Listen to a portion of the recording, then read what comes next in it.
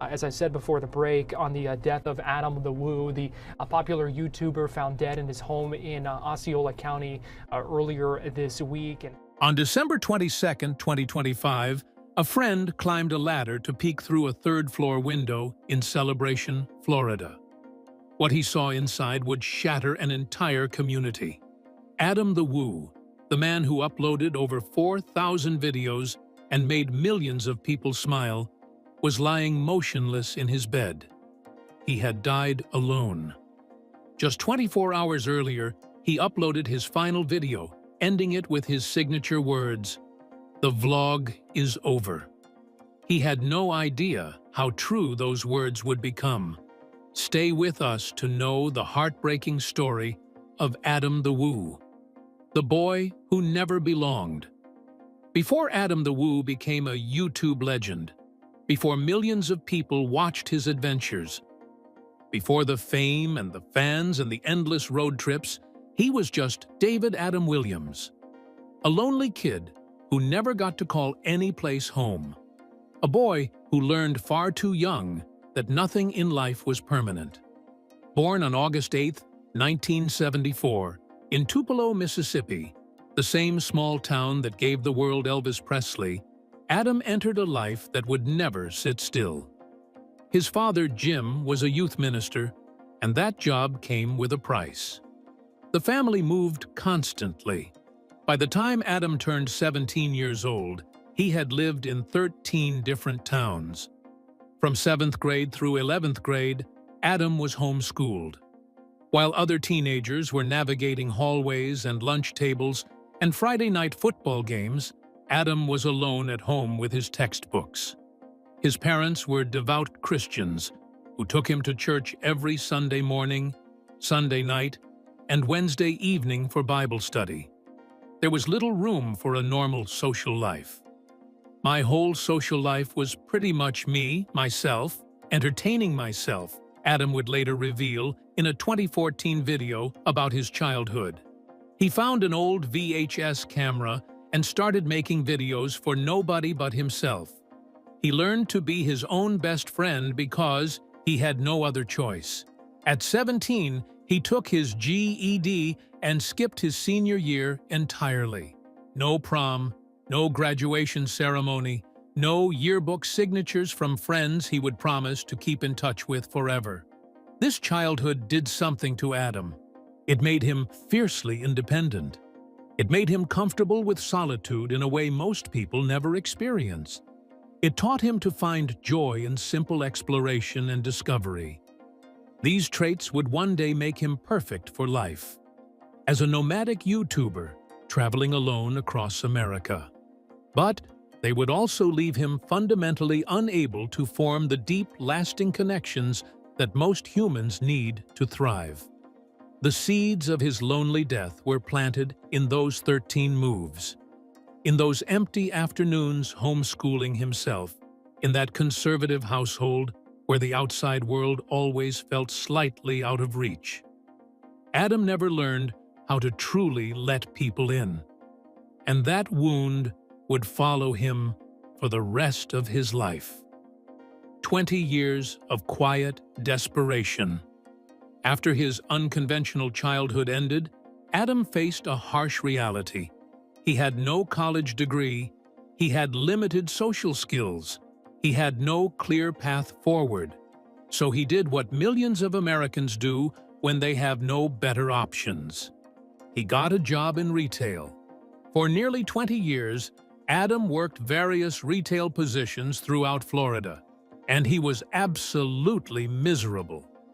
His close friend, the carpetbagger, would later reveal just how dark this period was.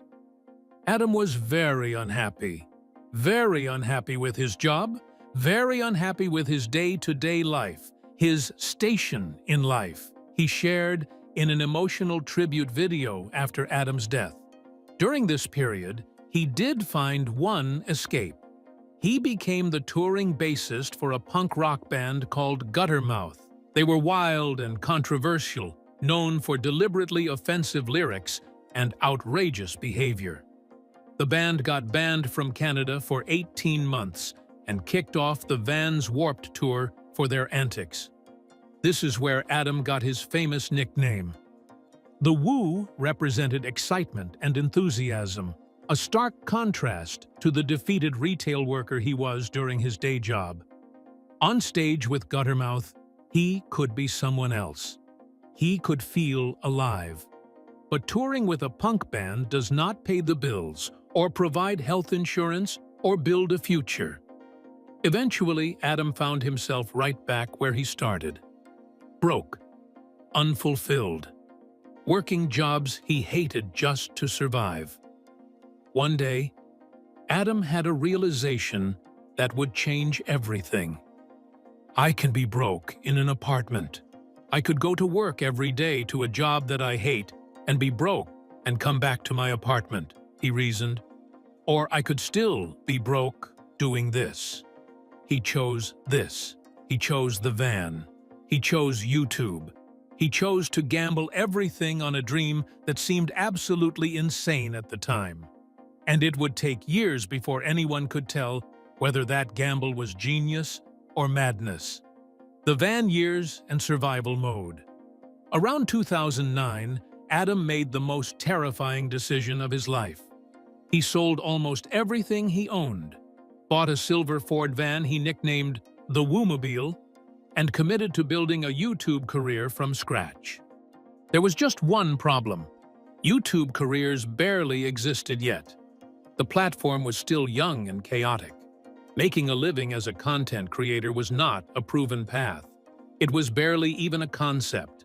Most people who tried it failed miserably and had to crawl back to regular jobs with their tails between their legs.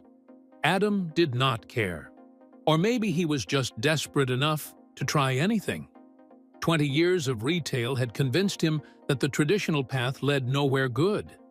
At least this way, if he failed, he would fail on his own terms.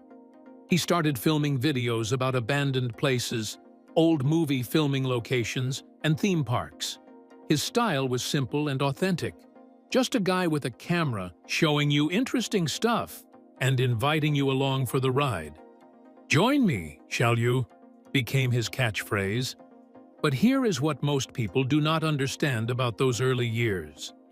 Adam refused to monetize his videos for a long time.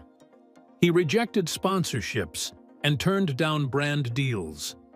He survived almost entirely on viewer donations. This was not some calculated business strategy. Adam genuinely believed that keeping his content pure and uncompromised was more important than making money. It was noble. It was admirable.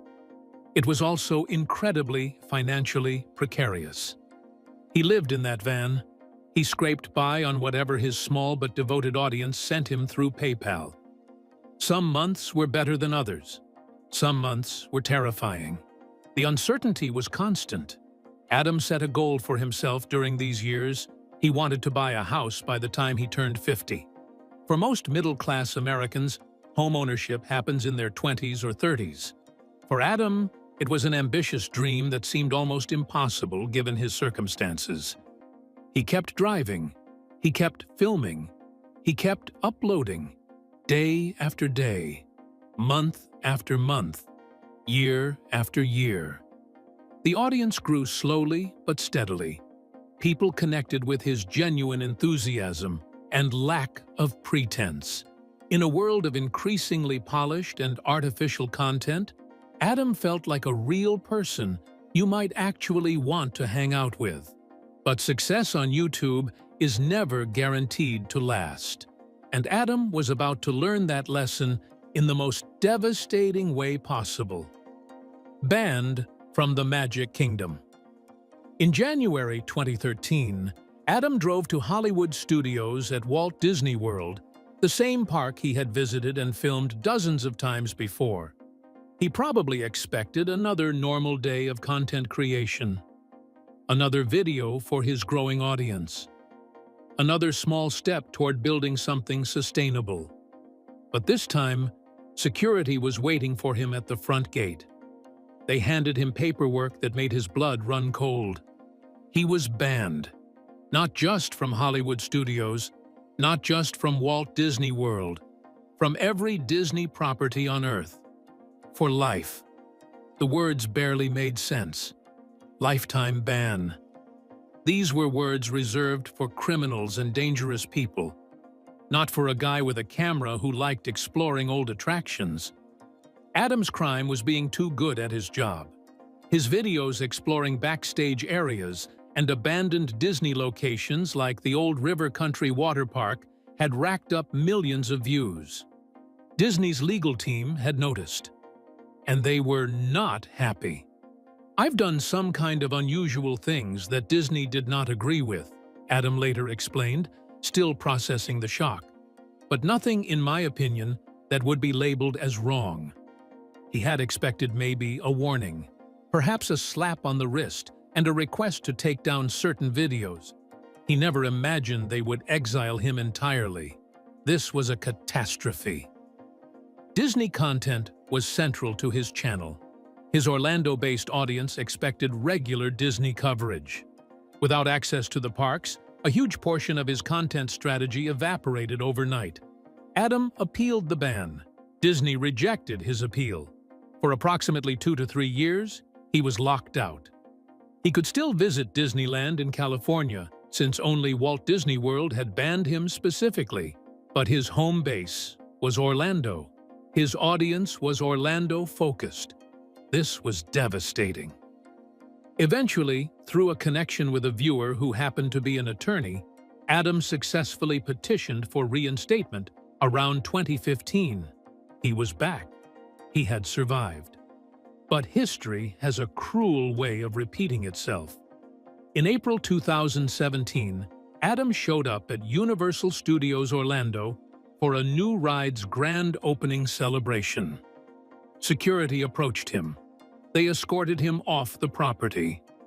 He was banned again, this time from Universal, for videos he had made 5 years earlier showing restricted areas.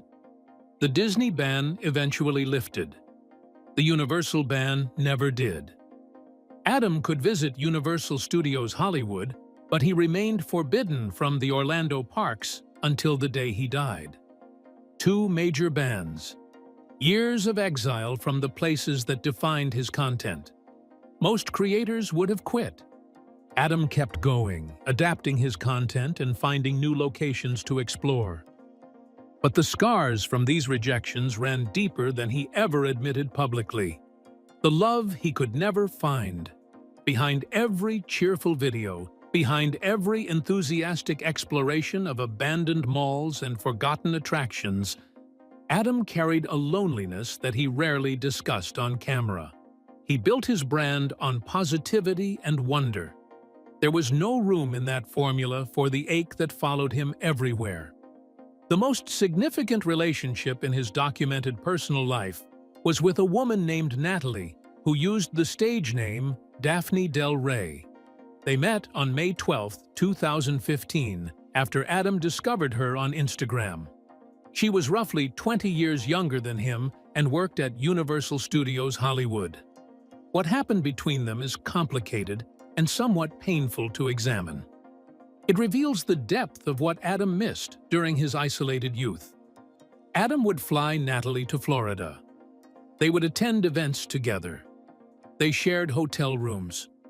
By all external appearances, they seemed like a couple. But publicly, they were described only as friends. According to comments Natalie herself made on online forums, Adam was inexperienced with women. She described having to teach him basic things about physical intimacy that most people learn much earlier in life. Remember, Adam spent his formative years homeschooled in a conservative Christian household, moving constantly, never forming normal social bonds. Whatever Adam wanted from this relationship, it appears Natalie was unwilling or unable to give it. Forum observers described him as permanently friend-zoned. The dynamic seemed to cause Adam genuine pain, even as he publicly insisted everything was fine.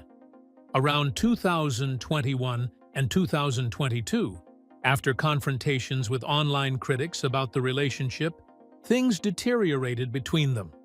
By 2024, Natalie had found someone new. Observers described her new relationship as healthy and noted she had largely cut ties with Adam. At Adam's 50th birthday celebration, photographs showed Natalie physically keeping her distance from him at the dinner table. The closeness they once shared had evaporated. In a video uploaded roughly 11 months before his death, Adam did something he had never done before. He blamed his fans for his single status. This was remarkable from a man who had spent years insisting he was perfectly happy being alone. The mask had slipped. The loneliness he had carried since childhood, the loneliness that his nomadic lifestyle both enabled and intensified, was finally too heavy to hide. Adam was single when he died. No romantic partner came forward to mourn him. No one was there in his bedroom when his heart stopped beating. The man who made millions of people feel like his friend died without anyone close enough to notice. He was gone. The grind that became a prison. From July 2012 to July 2017, Adam uploaded a video every single day. Not most days, not almost every day. Every single day for 5 consecutive years. He celebrated this achievement by getting a 5 tattooed on his body.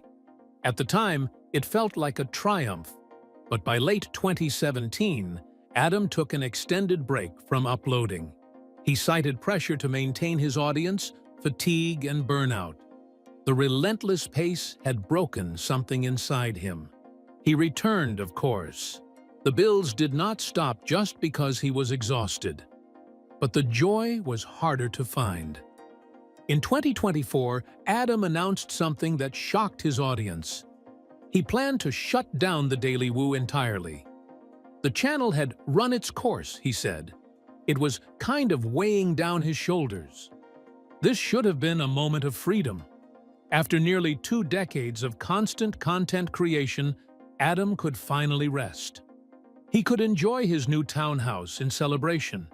He could figure out who he was outside of YouTube. But financial reality intervened. Adam had removed himself from Patreon in 2022. His ad revenue was declining as YouTube's algorithm increasingly punished his authentic, calm style in favor of drama-driven content. His back catalog channel dropped from 60,000 monthly views in mid-2024 to just 32,000 by November 2025. The passive income he hoped would sustain his retirement simply was not enough. So Adam kept filming. He kept uploading, not because he wanted to anymore, but because he had to. The creative freedom that YouTube once represented had become a cage. The job he chose to escape retail misery had become its own form of misery. And unlike retail, there were no co-workers to commiserate with, no boss to blame, just Adam, his camera, and the relentless demand for more content. Today's creators are expected to monetize aggressively, take sides, and optimize every second for engagement, one tribute noted after his death. Adam did none of that. And 2020 cyberspace punished him for it. He had built his following on being genuine. The platform evolved to reward being anything but. The final video and the silence that followed. On December 21, 2025, Adam uploaded what would become his final video. It showed him touring Christmas decorations in Celebration, Florida, with a friend dressed as the Grinch. The video was cheerful and festive, exactly what his audience expected during the holiday season. Nothing about it suggested anything was wrong. Nothing about it hinted that these would be his final moments on camera. He smiled. He joked. He showed off the beautiful holiday lights with the same enthusiasm he had brought to thousands of videos before. He ended with his signature sign-off. The vlog is over. 24 hours later, Adam was dead. When a close friend could not reach him the following day, concern began to grow. Adam was usually responsive to messages. He was usually online, engaging with his community, planning his next video. The silence was unusual. The silence was wrong. The friend went to Adam's townhouse. He borrowed a ladder and climbed up to look through the third-floor window. What he saw sent him immediately to call 911. Deputies and fire rescue entered the residence. They found Adam in his bed, motionless. He was pronounced dead at 2:53 p.m. on December 22, 2025. The cause of death remains under investigation pending autopsy results. Speculation has centered on a possible heart attack or blood clots. Adam had recently returned from extensive international travel to Italy, Switzerland, Malta, and France. Some fans have wondered about deep vein thrombosis, a condition where blood clots form during long flights. Adam did not drink. He did not smoke. He did not use substances. But he was not in optimal physical condition either. And he was 51 years old. The YouTube community erupted with grief. Tributes poured in from creators he had mentored and influenced. Fans shared stories of how his videos helped them through dark times. "Your videos always helped me deal with depression due to your positive attitude," one comment read. His father, Jim, the youth minister who moved the family 13 times during Adam's childhood, announced a public celebration of life would be held in St. Cloud, Florida. Adam had visited all 50 states during his career. His journey ended just miles from where his YouTube adventure began, in the Central Florida region he had documented so thoroughly for so many years.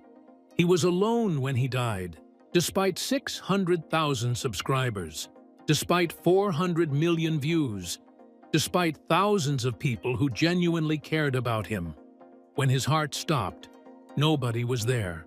But he never achieved the thing he wanted most. The thing he finally admitted to wanting just 11 months before the end. Connection.